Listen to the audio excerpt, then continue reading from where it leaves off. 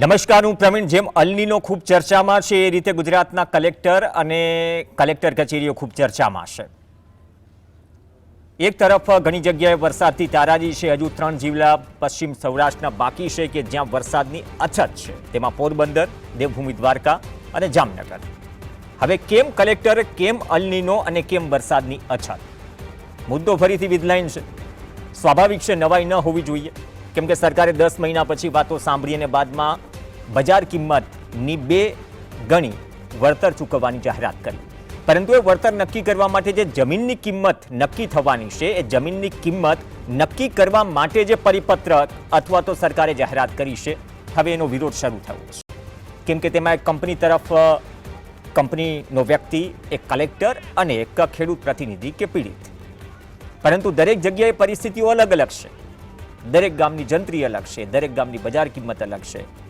એમાં ગૌચર પણ આવી જાય, ખરાબો પણ આવી જાય, શહેરી વિસ્તાર પણ આવી જાય, ગ્રામ્ય વિસ્તાર પણ આવી જાય. તો આ બધું જ છે.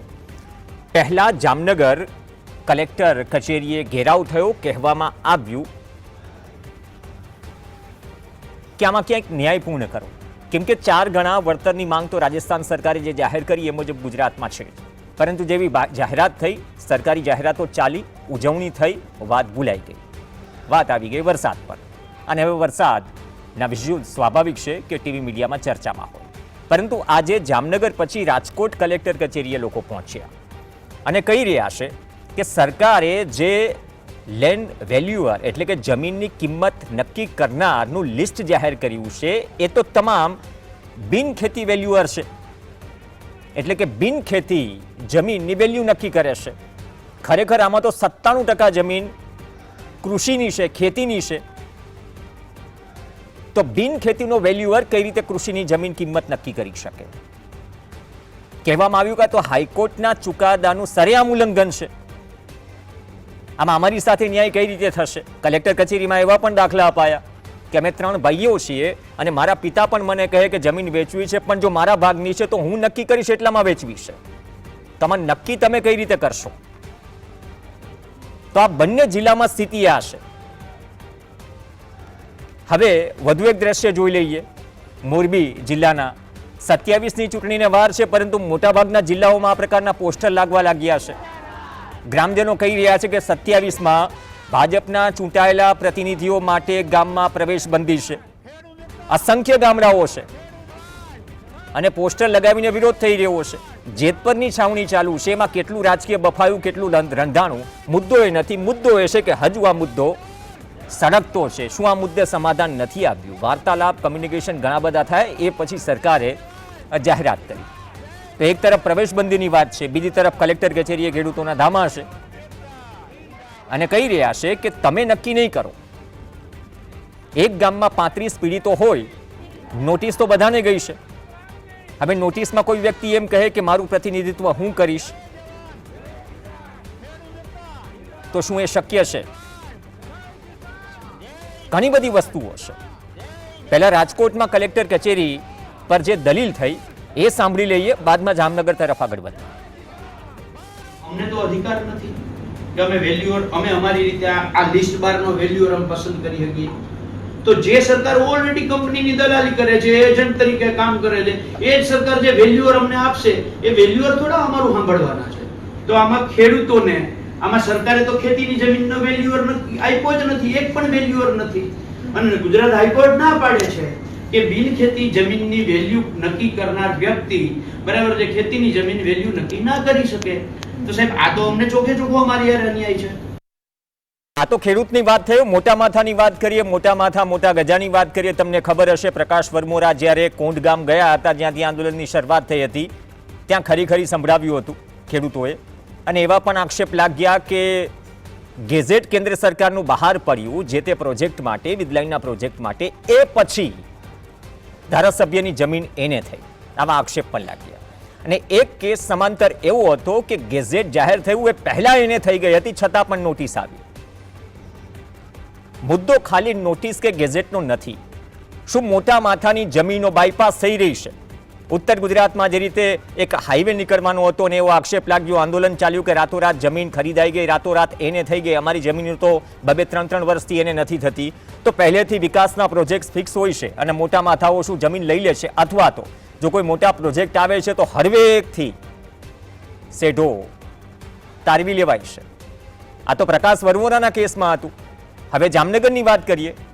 જામનગરમાં કલેક્ટર કચેરીમાં કલેક્ટર સામે એક વ્યક્તિએ કહી દીધું કે સાહેબ પહેલા તમે જમીનનો રીસર્વે કરાવો, કેમ કે જે નોટિસો ખોટા લોકોને જઈ રહી છે, ખોટા લોકોની જમીનમાં કામ થઈ રહ્યું છે, તો જ્યાં સુધી રીસર્વે નહીં થાય ત્યાં સુધી આ પેચીદા પ્રશ્નો ઊભા રહેવાના. અને અમે ખેતી કરીએ કે રોજ કલેક્ટર કચેરી કે કોર્ટના ધક્કા ખાઈએ, સક્ષમ હોય તો વાંધો નથી, પણ સમયનો વ્યય થઈ રહ્યો છે. ઘણા મહેસૂલ મંત્રીઓ બદલાઈ ગયા, પર આજે પણ સરકારે નહીં કહી શકે કે અમે જમીન માપણીમાં જે ભૂલો કરી છે અથવા કંપની જે કરીને ગઈ છે, જેને સરકારે પૈસા ચૂકવ્યા છે, એ ભૂલો સરકારી મહેકમ સરકારી પૈસા એટલે કે જનતાના ટેક્સના પૈસેથી સુધારી રહી છે, છતાં પણ નથી સુધરી. હવે જામનગરમાં એક આક્ષેપ લાગ્યો કે પૂર્વ કૃષિ મંત્રી રાઘવજીભાઈ પટેલનું એક પ્લોટિંગ હતું ચેલામાં, ત્યાં પહેલા વીજ લાઈન આવવાની હતી, બાદમાં વીજ લાઈન બાયપાસ થઈ ગઈ. તો સામાન્ય વ્યક્તિ કહી રહ્યો છે કે વગદાર મોટા માથાના ખેતર કે જમીન કે પ્લોટમાંથી જો લાઈન બાયપાસ થઈ શકતી હોય તો અમારો શું વાંક છે સાહેબ? કલેક્ટરને રજૂઆત થતી રહી, કલેક્ટર સાંભળતા રહ્યા, પછી શું થયું ખબર નહીં, પણ સાંભળી લઈએ. કેટલાક પ્રતિષ્ઠિત અને રાજકીય માણસો છે એની જમીન ઉતારવી અને બીજાની જમીનની અંદર થાંભલા કૂટાડવાનું જે આ ષડયંત્ર કર્યું છે, આની અંદર સરકાર અને તંત્ર ખુલ્લેઆમ જવાબદાર છે. ચલો બેન, કંપનીનો માણસ એમ કહી શકતો કે અહીંથી લાઈન ફરે નહીં તો બીજાના ખેતરની અંદર કઈ રીતની લાઈન આવી જાય? સાહેબ પ્રૂફ છે કે છેલ્લા ગામમાં 11 kV ની લાઈન છે, રાઘવજીભાઈના પ્લોટિંગ માંથી જતી હતી, એને જગ્યા લીધી અને પછી એને ફેરવી નાખી, પ્લોટ બારે લાઈન કાઢી. તો અમારા ખેડૂતના ખેતરમાંથી કેમ નહીં? ખેડૂતના તો માત્ર જમીન માપણીમાં ભૂલ હોય તો નકશા ભરી જાય. મોટા માથા મોટા ગજા ધારાસભ્ય મંત્રીઓના ખેતર કે જમીન પ્લોટમાંથી શું લાઈન ફરી જાય છે? એના માટે શું નિયમો અલગ છે? આ સવાલ ત્યાંથી ઉઠી રહ્યો છે. અને જેને કલેક્ટરના રાજા ગણાય છે, માફ કરશો જિલ્લાના રાજા ગણાય છે કલેક્ટર, એને રજૂઆત થઈ રહી છે. બીજી તરફ આ પ્રવેશબંધી છે, તો સવાલ તો ગંભીર છે. જયેશ પટેલ આપણી સાથે જોડાશે, કિસાન કોંગ્રેસના ચેરમેન, આજે રજૂઆતમાં હતા. જયેશભાઈ, એક તરફ જામનગર છે, એક તરફ રાજકોટ છે. જે વેલ્યુઅર વાળી વાત કરી કે વેલ્યુઅર તો બિનખેતી જમીનની વેલ્યુ નક્કી કરતા લોકોનું લિસ્ટ સરકારે આપ્યું છે, અમે તો આપવાના નથી, તો એ કઈ રીતે કૃષિની જમીનની વેલ્યુ નક્કી કરશે? બીજી વાત, જે આક્ષેપ કલેક્ટર કચેરીમાં જામનગર લાગ્યો, જે પ્રકાશ વરમોરાના કેસમાં સુરેન્દ્રનગરમાં લાગ્યો હતો કે ભાઈ જ્યાં ગજાદાર છે, વગદાર છે, એ લોકોની જમીનમાંથી તો લાઈન ફરી જાય છે, અમારો શું વાંક છે? તો આજે શું આ મુદ્દાનું સમાધાન નથી થયું કે તમારે ફરીથી કલેક્ટર કચેરીએ જવું પડે, યાદ દેવડાવવું પડે? સરકારે તો ઓલરેડી જાહેરાત કરી ચૂકી છે. સરકાર નહીં પ્રવીણ, અમારી જે માંગ છે કે અમને બજાર કિંમતના 4 ગણા વળતર માટેની માંગ હતી. સરકાર દ્વારા જે પરિપત્ર બહાર પાડવામાં આવ્યો છે એ બજાર કિંમતના 2 ગણાનો એટલે 200%નો છે. હવે સરકારે અમારી વાતને સ્વીકારી નથી, એટલે સરકાર દ્વારા જે 4 જુલાઈ 2026 નો જે સર્ક્યુલર કરવામાં આવ્યો છે એનો અમે વિરોધ કરીએ છીએ અને અમે રદ કરવાની માંગણી કરીએ છીએ. એટલે આજે અમે માનનીય મુખ્યમંત્રી શ્રીને કલેક્ટરના માધ્યમથી આવેદનપત્ર આપ્યું અને એમાં પરિપત્ર રદ કરવાની વાત કરી અને બજાર કિંમતના 4 ગણા આપવામાં આવે અને અકસ્માતના સમયનો વીમો ઉતારવામાં આવે અને આ જે વેલ્યુઅરની નિમણૂક કરવામાં આવી છે એ બધા જે વેલ્યુઅરનું લિસ્ટ આપવામાં આવ્યું છે એ બધા વેલ્યુઅરો તો બિનખેતીની જમીનનું વેલ્યુએશન કરી શકે છે. ખેતીની જમીનનું વેલ્યુએશન કરવા માટે ગુજરાતમાં બહુ ઓછા વેલ્યુઅરો છે. એટલે અમે આ બધી વાતોને લઈને સરકાર સુધી પહોંચે એટલે જામનગર કલેક્ટરના માધ્યમથી અમે આજે આ આવેદન આપ્યું છે. જે આપે વાત કરી કે વગદાર લોકો, એ તો હકીકત છે ને ભીતે લખેલી વાત છે કે જેટલા પણ વગદાર લોકો છે એમના ખેતરોમાંથી લાઈનો બદલાઈ ગઈ છે, એમના ખેતરોમાં પાઇપલાઇન નથી જતી, એમના ખેતરોમાંથી હાઈવે નથી પસાર કરી શકતા. એટલે વગદાર લોકોની વગને લઈને સામાન્ય ખેડૂતોને હેરાન કરવામાં આવે છે. આ તો વાસ્તવિકતા છે. હવે ખેડૂત જાય તો જાય ક્યાં? એ બોર્ડ લગાવવા સિવાય અને જ્યારે ખેડૂતને મોકો મળશે ત્યારે એનો પરચો બતાવવા માટે ગુજરાતનો ખેડૂત હવે ધીમે ધીમે તૈયાર થઈ રહ્યો છે પ્રવીણ. અને આજે ટાવર લાઇનની વાત છે, એ ગુજરાતના 26 જિલ્લાઓ કરતી વાત છે. અને અમે લોકોએ આ જિલ્લાઓના ખેડૂતોને પોતાના હક અને કાયદાથી વાકેફ કર્યા છે. અને આ જે સર્ક્યુલર છે એ સર્ક્યુલર પરત લેવા માટે અને બજાર કિંમતના 4 ગણા, અને એમાં પણ જે ગામડાનું, નગરોનું અને શહેરોનું જે વર્ગીકરણ કરીને રાઇટ ઓફ વે માટેનું જે કમ્પેન્સેશન છે 30%, 45% અને 60%, એ પણ ખોટું છે. અને એ પણ બજાર કિંમતના 4 ગણાના મળવા જોઈએ, એ વાત અમે આજે અમારી રજૂઆતમાં કરી છે. એટલે કુલે 11 મુદ્દાનું આવેદન આજે અમે કલેક્ટરશ્રીને આપ્યું છે. જયેશભાઈ, આ સરકાર આ બધું જ ગાંધીનગરમાં બેસ્યા એને રિપોર્ટ મળે, જોયા કરે કે ટીંગાટોળી થાય છે, ગરમાગરમી થાય છે, અટકાયત થાય છે, એમાં મહિલાઓ પણ આવી જાય, આંદોલન થાય છે. આ બધું જ જોઈને 10 મહિના તૈયારી કરી બાદમાં એક પરિપત્ર તૈયાર કરે છે. તો તમે એવું કહેવા માંગો છો કે પરિપત્ર અધૂરો છે? અથવા જો 10 મહિના તો અભ્યાસ થયો ને, પાડોશી રાજ્ય રાજસ્થાન દૂર નથી, 3 કલાકમાં બોર્ડર પાર થઈ જવાય. એ 10 મહિના અભ્યાસ કર્યો બાદમાં પણ જો હજુ એ પરિસ્થિતિની પરિપૂર્ણતા ન આવી હોય, મતલબ કે આ તો લાંબુ ચાલશે. આમાં કંઈક તો પોઝિટિવ બાબતો હશે ને. જો 10 મહિના લાગ્યા હોય, કેમ કે કૃષિ મંત્રીએ કહ્યું હતું કે તમામ રાજ્યો જે છે તેનો અભ્યાસ કરીને, વિપક્ષના પણ રાજ્યો હશે, એમાંથી સારામાં સારું આપણે કરીશું, અને ઐતિહાસિક ગણાવ્યા જાહેરાત. નહીં, સરકારની મનસા સાફ નથી, સરકારનો ઈરાદો નેક નથી, કારણ કે ખાનગી કંપનીઓને લાભ કરાવવાની વાત છે. એટલે સરકારે અભ્યાસ કર્યો, પણ મને એવું નથી લાગતું કે યોગ્ય અભ્યાસ કર્યો હોય. પ્રવીણ, જ્યારે આ જે લાઈનો છે ઇન્ટરસ્ટેટ ટ્રાન્સમિશન સિસ્ટમથી જોડાયેલી છે, એટલે ગુજરાત રાજ્યએ કેન્દ્ર સરકારના જે પરિપત્રો છે એની અમલવારી કરવાની હોય. પણ કેન્દ્ર સરકાર પણ પ્રવીણ આમાં 2024માં કંઈક જુદું કરે છે, 2025ના માર્ચમાં સર્ક્યુલર જુદો કરે છે, ડિસેમ્બર 2025માં નવો સર્ક્યુલર કરીને વધારાની ગાઈડલાઈન બહાર પાડે છે. એટલે કેન્દ્ર સરકાર પણ જે ખાનગી કંપનીઓને લાભ થાય એવું કરે છે, પણ જે પ્રાવધાન જે છે, કાયદાના પ્રાવધાન છે કે ભાઈ બજાર કિંમતના 4 ગણા અને એનું વળતર નક્કી કરવા માટેની જે કમિટી બનાવે છે, કલેક્ટરના વેલ્યુઅરનો કોઈ પ્રોવિઝન જ નહોતું, પણ એકાએક 2025ના ડિસેમ્બરમાં એનો વધારાનો એક સર્ક્યુલર કરીને એમાં એને કલેક્ટરને પણ વેલ્યુઅર નિમવાની સત્તા આપવામાં આવી. હવે દુઃખ એ વાતનું છે કે 3 વેલ્યુઅરમાંથી 2 તો એકબીજાને મળીને જો કિંમત ઓછી નક્કી કરે અને એમાંથી જે ડ્રો સિસ્ટમથી ખેંચવાની વાત આવે, એમાં જો કલેક્ટર અને કંપનીઓના જો વેલ્યુઅરના રિપોર્ટ આવી જાય તો ખેડૂતોએ તો પછી રોવાનો જ, રાતા પાણીએ નાહવાનો વાળો આવે.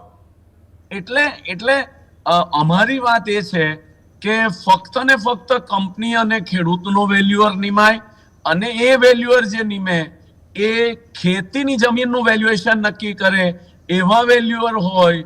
હવે એમ્પેનલ્ડ જે વેલ્યુઅરો સરકારે જાહેરાત કરી છે એમાં ખેતીની જમીનનું મૂલ્યાંકન કરે એવા પ્રોફેશનલ્સ ખૂબ ઓછા છે. એટલે આ તો અલ્ટિમેટલી ખેડૂતોને નુકસાન કરતી વાત છે. અને આવનારા દિવસોમાં ગુજરાતના 26 અસરગ્રસ્ત જિલ્લાઓમાં આ જિલ્લે આવેદનો આપીને અમે લોકો આ પરિપત્રનો વિરોધ કરવાના છે. અને જો બજાર કિંમતના 4 ગણાની વાત જો નહીં સ્વીકારે તો આવનારા દિવસોમાં, અત્યારે તો 2, 5, 10, 25 ગામોમાં જે બોર્ડ લાગ્યા છે એવા તમામ 26 જિલ્લાઓના તમામ અસરગ્રસ્ત ગામોમાં લાગે એ પ્રકારના આયોજન અમે કરી રહ્યા. મૌખિક રીતે બધું ઠીક છે, પણ જે નિવેડો ના આવે, વિપક્ષ કે પાલામલિયા એમ કહી રહ્યા હોય કે સરકાર અને તંત્ર કંપનીના એજન્ટ બનીને કામ કરી રહી છે. કલેક્ટરના ભૂતકાળના અનુભવ એટલા કડવા છે, ઉપરથી આ પ્રક્રિયામાં કલેક્ટર પણ છે. તેનો મતલબ એમ તો થયો ને કે સિસ્ટમ તો બની ગઈ, નિયમ તો બની ગયો, પણ આ જે સમસ્યા રહેશે એ સમસ્યામાં એ સમસ્યા નિવારવા માટે જે પ્રક્રિયા બનાવવામાં આવી છે એ પ્રક્રિયામાં તો એ જ લોકો છે. તો પછી સમાધાન ક્યાંથી આવશે જો વિપક્ષ એમ કહી રહ્યું હોય? આ તો વિપક્ષ સાચું બોલી રહ્યું છે, 50% સાચું બોલી રહ્યું છે, અથવા વિપક્ષ ખોટું બોલી રહ્યું છે? સરકાર અથવા વિપક્ષ બંનેમાંથી કોઈની ભૂલચૂક છે? બાકી આ સમસ્યાનો નિવેડો આવી ગયો હોય. આ એક સામાન્ય વ્યક્તિને કદાચ સામાન્ય સવાલ થતો હશે. જયેશભાઈ. નહીં પ્રવીણ, એટલે સરકારનો ઈરાદો નથી કે આ સમસ્યાનું નિરાકરણ આવે, કારણ કે એમના જે માનીતા ઉદ્યોગપતિઓ છે એને નુકસાન જશે એવું એમને એવું લાગે છે. વિપક્ષ તરીકે અમે જે વાત કરીએ છીએ એમાં તથ્યો છે પ્રવીણ. તથ્ય એ છે કે એ જે ખાનગી કંપનીઓ છે એ સત્તાધારી પક્ષને ખૂબ મોટું પાર્ટી ફંડ આપે છે. એને લઈને એમને જે ફાયદો કરાવનારા જે કંપનીઓ છે એને નુકસાન જાય એવું સરકાર કરવા નથી માંગતી. આ ખૂબ જવાબદારીપૂર્વક અમે કહીએ છીએ. નહીં તો સરકારે ક્યાં એના તિજોરીમાંથી રૂપિયા આપવાના છે? આ તો જે ખાનગી ટાવર બાંધતી કંપનીઓ છે એમણે એમાંથી આપવાના છે. અને એમની જે ટેરિફ નક્કી કરવામાં આવી છે એ ટેરિફમાં રિવાઇઝ કરવાથી એમને જે નુકસાન જવાનું છે એ ભરપાઈ થવાનું છે. એટલે સરકારનો મનસા નથી સાફ, અને સરકારે આવનારા દિવસોમાં આનું પરિણામ ભોગવવાની તૈયારી રાખવી પડશે. એ આવનારો દિવસ જ બતાવશે. પ્રવીણભાઈ, ખૂબ જવાબદારીપૂર્વક અમે આ વાત કરીએ છીએ. અને ખેડૂત દુઃખી છે, નારાજ છે, અને ખેડૂત પોતાનો આક્રોશ વ્યક્ત કરે છે. તમે પાઇપલાઇનની વાત હોય કે પછી ટાવર લાઇનની વાત હોય કે જમીન સંપાદનની વાત હોય, ખેડૂતોને તકલીફ છે, અને એ તકલીફ હવે અમારા જેવા સંગઠનો ઉજાગર કરીને સરકાર સુધી પહોંચાડવાના પ્રયત્નો કરે છે. સરકાર નહીં સાંભળશે તો પરિણામ ભોગવવાની તૈયારી રાખે એવું અમે સ્પષ્ટ ચીમકી આપી. ડે 1 થી આપણે સાંભળીએ છીએ, પરંતુ એક તરફ વિપક્ષની છૂટી છવાઈ લડત, બીજી તરફ સરકારની વાહવાહી કેન્દ્રમાં છે. આ વળતરની સમસ્યા હવે જમીનની કિંમત નક્કી કરવા માટે સરકાર પાસે જો ખેતીની જમીન નક્કી કરવા માટે વેલ્યુઅર ન હોય, જેમ જયેશભાઈએ વાત કરી, તો પછી આ કોન્ટ્રાક્ટ સિસ્ટમ જેવું થઈ ગયું. શું બધે જ મહેકમની કમી છે?